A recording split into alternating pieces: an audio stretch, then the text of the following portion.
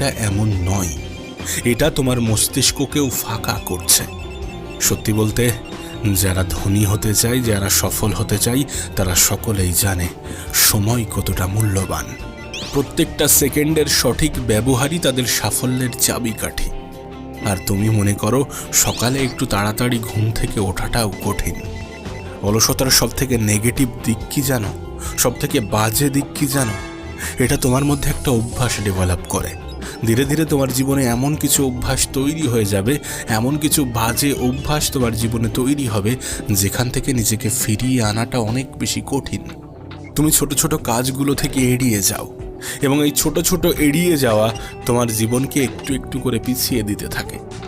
আর সত্যি বলতে, এটা তুমিও জানো, এটা আমিও জানি, এটা সবাই জানে যে যারা তাদের কাজ পিছিয়ে দিতে থাকে তারা কখনোই তাদের স্বপ্ন পূরণ করতে পারে না। কারণ স্বপ্ন